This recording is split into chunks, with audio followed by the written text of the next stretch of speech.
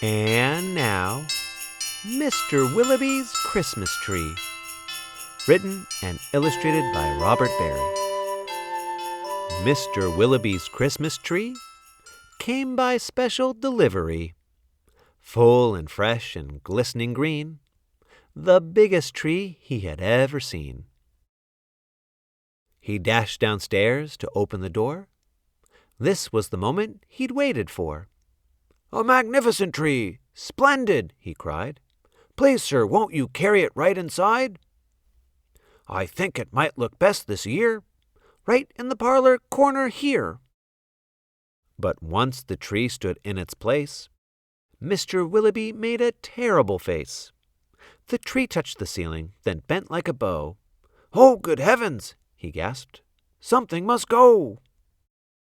Baxter the butler was called on in haste to chop off the top, though it seemed quite a waste. "That's great!" Mr. Willoughby cried with glee. "Now we can start to trim my tree." When the trimming was well under way, the top was placed on a silver tray. Baxter said, "I know just who'd be delighted with this Christmas tree." So it was presented to Miss Adelaide, Mr. Willoughby's upstairs maid. "Won't this tree be a pretty sight when I have trimmed it later tonight? But the top, oh dear, I'm so afraid, will have to be cut," sighed Miss Adelaide.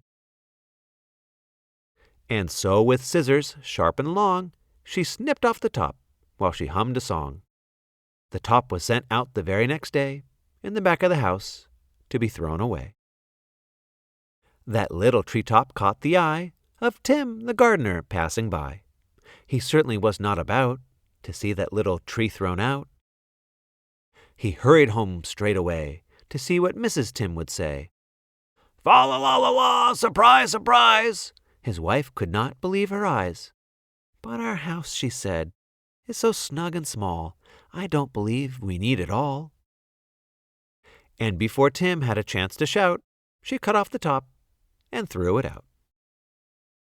Barnaby Bear was padding by. It almost hit him in the eye. "Now who would throw a tree away so very close to Christmas Day? I'll take it home, that's what I'll do. Look, Mama Bear, I've a present for you." "Isn't it a pretty tree?" yawned Barnaby quite drowsily. But Little Bear, standing off far, cried out, "That tree won't hold a star." Barnaby said, "Let's cut a hunk off the bottom here at the trunk." But Mama Bear just shook her head and sliced the treetop off instead. "Jolly by golly," Barnaby said with a kick. "Mama, that surely is just the right trick. Let's trim it with bells and honey rings, some berries and tinsel and popcorn on strings." Mama said, "Trim it just as you like. I've got to tidy up for the night. This top we won't need any more. I'll just put it outside the door." Later on that frosty night, Frisky Fox came into sight. He spied the treetop, rubbed his chin, opened his sack, and stuffed the top in. He scampered home and jumped his gate. This Christmas present couldn't wait. "It's even better than mincemeat pie," said Mrs. Fox with a happy sigh. Then the foxes saw that their Christmas prize was just a wee bit oversize. "There, my dears, don't you worry. I'll fix the top now in a hurry." Benjamin Rabbit found it then, just outside the fox's den. "It seems," he thought, "most certainly Santa left that for my family. Look," he cried, "see the tree I found?" With that he called his family round. Then there was a merrymaking, rollicking, frolicking, carrot-shaking, celebration around the tree. All were as happy as rabbits can be. Benjamin Rabbit, with his own hand, sliced a carrot and made a stand. "Now let's see how this will look in our little chimney nook." But right away the children cried, "Look, it's leaning off to one side." "It's too tall, that's all," said Mrs. Rabbit. And as though it were a summer carrot, she gave it a chop and threw away the top.